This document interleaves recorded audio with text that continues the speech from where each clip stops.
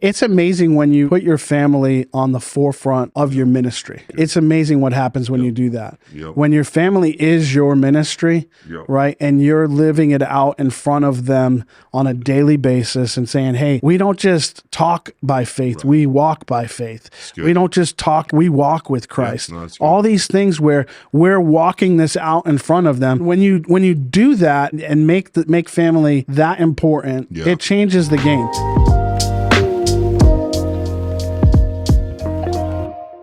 Hey guys, welcome to the CA podcast. I'm Chad. I'm with Vinny. What's up? And we're filling in for Lance this week and next week because he is not here, but he'll be back soon. So Vinny, how's your week been? It's been pretty great, actually. Yeah. Yep. Yeah. Recovered from pneumonia. Yes. And now I'm God. alive. Yep. Yes. And I mean, it was pretty rough there for a day or two. It was. I couldn't breathe for a few days. Yeah. We were all worried about you. Yeah. But we're back and we're good. Yep. So we got some exciting times happening in your life. Very exciting. And I'm pretty excited about it. Yep. Because we get to have like another minion running around. Another little chud. Another little chud. Yep. I mean, Cade is one of the cutest kids I've ever seen in my life. So now, like, you're gonna have like another one. Yeah. Are you nervous that the kid's gonna be as cute, or like? I mean, these are some important discussions. I don't know. Like, so the biggest thing is, will he have curly hair? Ooh, that's because right. I didn't expect Cade to have curly. We have curly hair on both sides. Yeah. And so I wasn't expecting curly hair. So I'm curious to see if this kid will come out with curly hair. Right. So that's what I'm wondering, because I think that's what adds his cute factor is his little like random curls and everything like that. It adds to that like cute factor. Yeah. But, yeah. So when you're thinking about like having a second kid now, right? Right. So that adds things to the plate. Big time. And so you're literally, this could happen today. Yeah, I could get a call that's where we're at. Yeah. Right. Yep. Recording of this. Yeah. You could already have the baby. I could have. Yeah. Probably will. It most likely 100%. Yeah. Yeah. Yeah. It's wild. So how was the planning for this? There was very little planning, and it was more or less just reliance on God. So a little bit of our story is we had difficulty having Cade. So we had a couple miscarriages leading up to Cade. So he was our little miracle baby. Right. And so I think one thing that we realized was like, before we knew that we were going to have complications and things like that, we were just very much like, okay, when we get this old, when we get this much money, like planning, right? Like, okay, we're going to have a kid when we achieve all these things, right? And then we found out like, we had a doctor basically tell us like, you could be trying for 3 to 5 years and not have a kid. And so we were like, okay, so then let's just try, right? And so the first time we did everything, we were going through everything. First time we were trying, we had Cade. Yeah. And it was the first like perfect pregnancy, perfect everything, nothing wrong.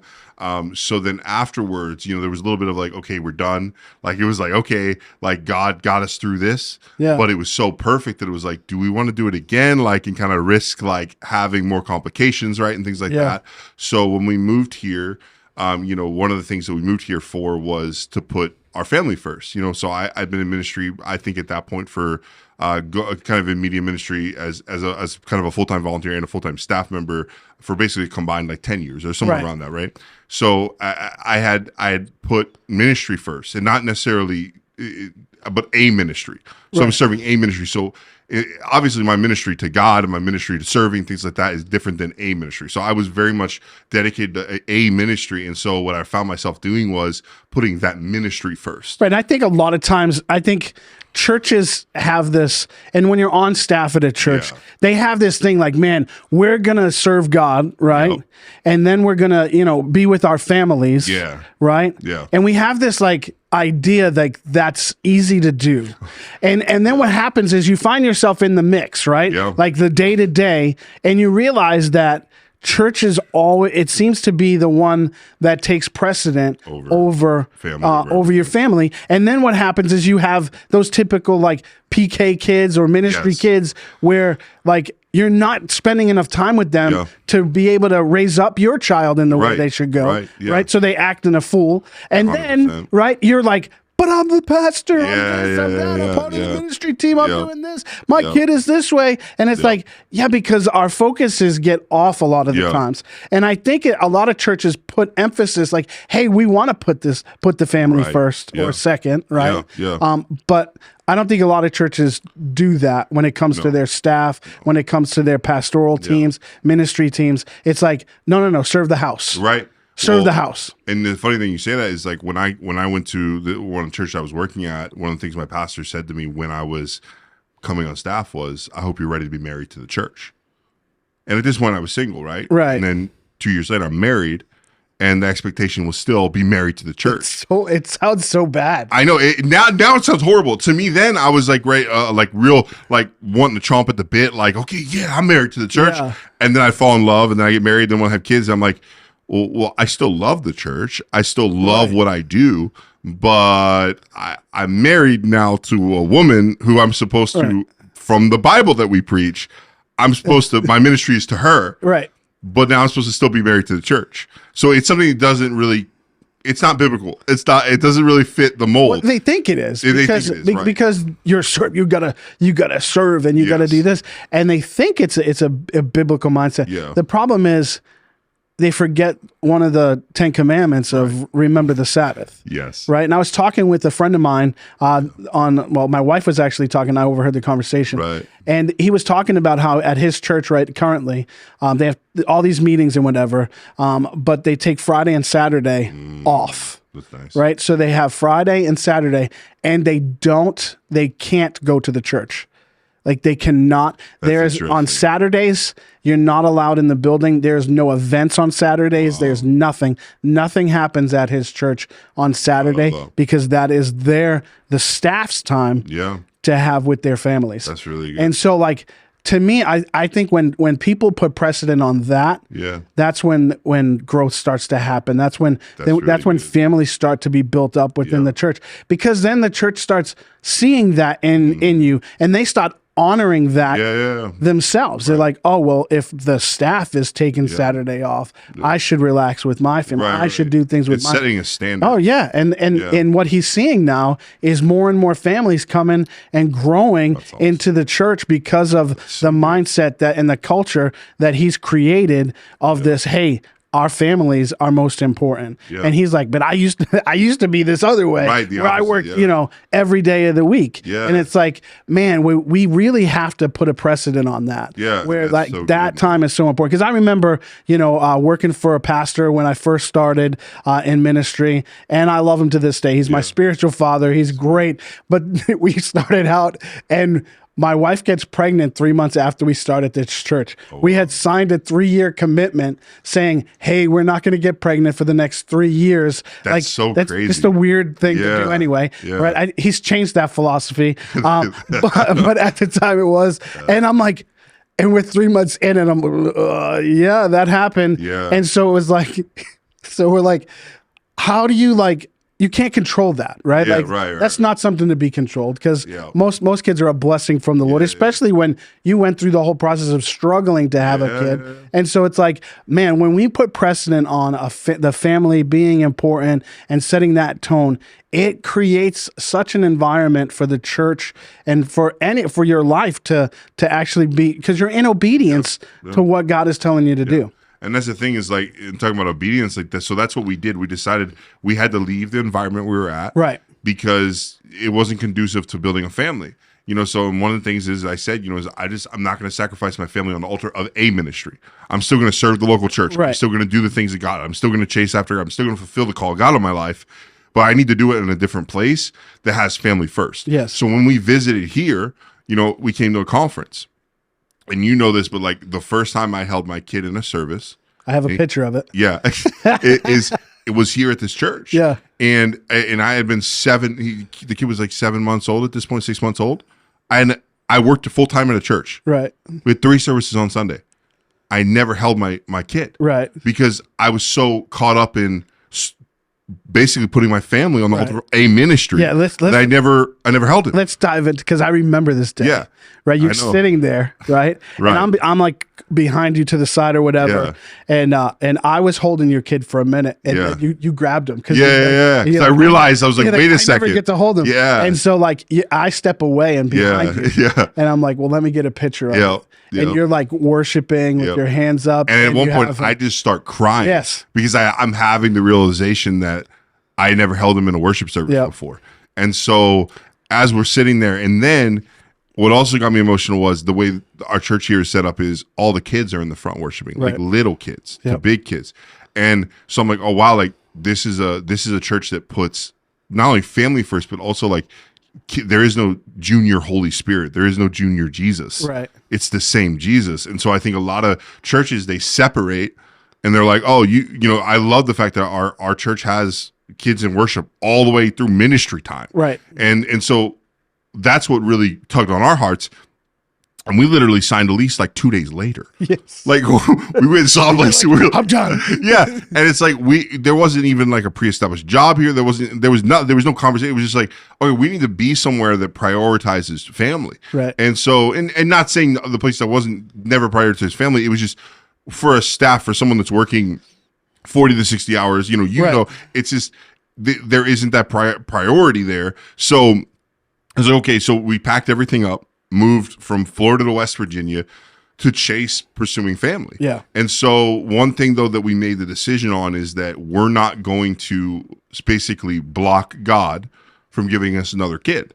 So if we get pregnant, we get pregnant. It was one of those things where we weren't trying to prevent it, trying to say, okay, well, we need this amount of money. So like the first time, that's what we were trying to do. Okay, we were putting demands on God, and we then when we finally surrendered, and we finally said, okay, well, you know what? We can't plan this because we bodily can't plan it. Right. And we said, okay, we're just going to full reliance on God. If you want us to have a kid, we're going to have a kid. Yeah. And so we had a kid. That's what we did here. But it was after we said, okay, family first. Right. And so, you know, I would come home at, 4:00 or whatever, when I was normally coming home at 6 or 7, and I would see my kid 3 times, maybe 4 times a week for an hour or two previous. Now I was seeing every day for 3 to 4 hours, 5 hours. Right. And during the weekends, I was always home. We went to church together for the first time ever. We went to an Easter service and drove as a family to the church. Right. You know, like there's so much. So the funny thing is, in all that, we were just in the surrender of, hey, we're going to be ministry to our family. I'm going to minister to my family. I'm going to be there for my family. Then God gave us this great gift that's about to come. And it's because we positioned ourselves where it was like, we're not trying to control this anymore. Right. Because I look at it and I'm like, then we were trying to control everything. I was trying to juggle things. Now we're in an environment where the church puts family first. You know, people check on me, hey, go home. You know, like there's stuff like that. And it's like, I didn't have that where I was previously. Right. And I that's a good point, because a lot of times it might not just be the church. No, yeah. It's ourselves too, that are like, man, I got to do this and 100%. I got to do that. And that's what we're saying. Like, it's not just the church, the leadership and all of that. It's ourselves that put this on us because we want to honor the pastor. Yes. We want to honor the leadership. Yes. We want to honor the fact that, man, we're full time. Somebody used to say, you're paid to be a Christian. You know what I mean? And it's like, but I still have my family, you know what I mean? Right. And I want to put them before anything else, you know? And so, and a lot of times we miss that because we're paid to do it. You know, we're paid to be at the church. I have to do this. I have to work these 70 hours. I have to do that. When it's like, no. You got to figure out a way to do it in 40 and spend those other 30 with your kid. And that's what I think is, I think we allow ourselves to be inefficient at things that when we've been in ministry then we have to make up for. Right. Instead of focusing on being efficient. And then it's like, you know what? No, like I am going to put this down now. Look, there's times where, I was definitely forced to be at church, you know, productions, things like that. So like a projector breaks, you know, I'm there until it's done, you know, like installs, I'm there till it's done. But there were so many times where it was like, I just wanted to finish the video, or wanted to do this, or wanted to do this. And it was like things I didn't have to do, but I was there because my priorities were just wrong. And so, because like I said, it's one of those things where I put the ministry first in my mind, in my deeds. Everything I did said ministry first. My family was not first. I can say that without a doubt. Like 100%, my wife and my kid were not first. Ministry was first. And we say, you know, oh God, I don't associate God and ministry as the same thing, right? Yep. Because it's not. You know, it's together. Yes, it obviously ministry unto God, but when you're talking about the work of ministry is not God, right? Because we know what the Bible says about works, and so it's one of those things. My deeds and my works aren't what gets me to heaven, right? My relationship with Him and following His commandments, which is to be with my family, yeah. like, you know. And so it's interesting. That. Yeah, I know, and it's because and the crazy thing too is like, I think what you said there is great, because we end up putting stuff on ourselves, right? Because of maybe the position we hold, or even the passion we have for ministry, right? And I think sometimes we let the passion we have for ministry override the things that are important in our lives, right? And then we miss God's plan and purpose for our lives. And so now you're here, right? You weren't planning it, but you weren't not planning it either, right. You know, and I remember times in our lives, like we had 3 kids, we adopted 3 girls, and it was this, you know, what are we doing? Yeah. And we got pregnant. Yep. Out of the blue, like shock to the world. Adopting 3. Right. And we ended up we had a miscarriage. Yeah. And then at that point we were like, well, we're not gonna block God. If God wanted us to have one, we're gonna whatever. Yep. And then little Dino, and so he's our little miracle as well. Yeah. And so it's like, man, but we were at a place in life where, like, we already had 6 kids, and now here's number 7. Like, are we crazy? Yeah. But it was like, no, this is what God wants. Yep. And man, it's amazing when you put your family on the forefront of your ministry. It's good. Right? It's amazing what happens when you do that. Yep. When your family is your ministry, right? And you're living it out in front of them on a daily basis and saying, hey, we don't just talk by faith, we walk by faith. We don't just talk about, you know, we walk with Christ. Yeah, all these things where we're walking this out in front of them. So when the time comes for their lives, they can see, hey, my parents live by faith in this situation. Right. My parents live by faith in this. They can draw on that you've built for them. Right. And it wasn't at a church. It wasn't at, we didn't forsake our family for the nothing. Yeah. And we made that a priority huge in our lives from the time we had our daughter, where we went against the pastor or whatever. Yeah. And like, but it's like, man, when you do that and you make family that important, it changes the game. Now, are all our kids perfect? No, that's not for us to do. We're just raising them up. Right. And so, but on the other side of that, you can see the passion for Christ in them and how much they want to serve God. So that's good. And the one thing I realized is a lot of times when I was putting ministry first, I was chasing fulfillment as much as I was, because I had my priorities wrong. I had what I wanted in life wrong. And so I wanted acceptance from others. I wanted, to be patted on the back sometimes, and so the reason that I was putting ministry first a lot of times was I was chasing that fulfillment. Right. What I've realized now is I feel more fulfilled now than when I held positions where I was over this, that, the other, where I had, all this stuff and all this control and all this stuff and over volunteer teams and stuff. I have more fulfillment now just being me and just serving under someone. Right. And it's like, it's not that I'm working less. I'm more fulfilled. I'm not chasing something that doesn't fill me. Yeah. And so like for so long I was chasing something and I could never get filled. And I would do it at this church and we'll go here and I do it here. And now it's funny because I get opportunities that I never got when I held big positions. Right. And I get them now, and I'm like, oh, I get to travel. Oh, I get to work with this great person. It's cool. And watching this on the other side, because I've seen like the progression of this over the past 2 years, is like you're not working for a ministry, right? You're working the ministry of the Lord, and like you're going and doing things for God that you never thought you could. Right. Like you're traveling 3 different places on a regular basis and serving different churches, right? Like like different churches, right? And still doing what you're called to do. Yeah. in a way more productive way. Yeah. And like you're doing freelance, you're doing all these things that we had joked like, oh yeah, I probably could be able to do that. Yeah. And then like, like all of a sudden in like 30, 40 years. I'll get this production company. Yeah, and then and then I'll be able to do this. Yeah. And then all of a sudden God's like, hey, you don't need a production company. Yeah. I'm just going to make I just needed to align myself with his will. And his will at the time was, hey, get your priorities straight with your family. Right. And I feel like a lot of the things in my life didn't come to fruition until I got the value right. Until I said, okay, you know what? I'm chasing all these things and I'm not ministering my family. I'm not being there for my family. Like, like, because the one thing that kind of shook me was one of my buddies said, and he's not a believer, but he said, what's going to happen when, you know, your kid asks where dad is and it's at the church all the time? Right. He never sees you.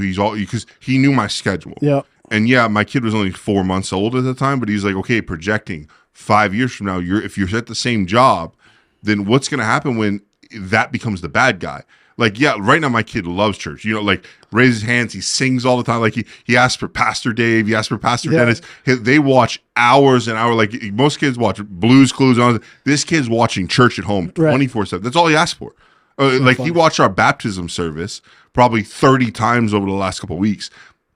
So he loves church, but it's like as he grows up, if daddy's always at church and he's never with him, then what's going to happen? So that's where it was like, okay, I put my priorities right. And now, my kids too, but he loves church. Right. And he's going to continue to love church because it's like I'm able to still be with him, still play with him. And then, hey, we always go, okay, daddy's going to work and I'll come back. And it's like, it's not what it used to be. Mm-hmm. And even though, he was young at the time, but looking at what it was going to be, if I kept the same trajectory, it was not sustainable. That's good. And, at the other side too is like, I feel like I feel like I was being held back, but God was also holding things back because he knew if I caught success, right? If I caught the traveling stuff, if I caught like what I'm doing now and I was chasing that and I was still doing it and I didn't put family first. Burnout like from that. Right. You know what I mean? Like because I know guys that they'll travel almost every week, never home, and it results in divorce, results in the kids not wanting to see them. And it's like that's where I would have headed. Had I kept the same job, kept the same this, and kept the same trajectory, and then got the offers, and then got the opportunity to travel, like no, like that would have destroyed me. And I'm looking at that now, going, I'm glad I didn't get the responsibility in the stuff I got back then because I don't know that. I mean, I don't know if me and my wife still would be married had I been traveling the way I'm traveling now, with the job that I had. There's no way, and it's just because I wasn't putting her first. I wasn't putting my son first. And that over time can be damaging. Right. This went way different than we expected it to go. Yeah. But I think it's really important. Like, I think it's important for us to realize that, that God is super important. Church is super important, right? Like community is I mean, God definitely, like we put him, like he is numero uno in our lives. But hey, my work, my church, everything all come third, fourth, fifth fiddle to my family. Yeah. And I think if you're out there listening today and like you put your family anywhere other than right below where God is, that you're missing the mark. And what you need to do is refocus and refocus your life to put your family on the forefront of your ministry. They're the most important ministry you'll ever have. And for me, I'm praying daily and for my kids and all the things. They're all growing up and I'm on the different side of things of your life now, where some of my kids are leaving and we're taking in kids that need help and all this other stuff. But man, it's so important to keep your family at the forefront of your ministry. That's good. And when you do that, God will honor it. And I think it's so important. And I think as you're growing in your family and learning that now is so important, because I was right where you are between first and second kid. And we made that commitment like, hey, this is what we're going to do. And we left Rhode Island, we moved to Florida and started living our lives a whole lot differently, where our family was priority right after God. So that's good. That's where we land today. Yep, that's it. So all right, well, If you enjoyed it, like, share, subscribe, and we will see you next week.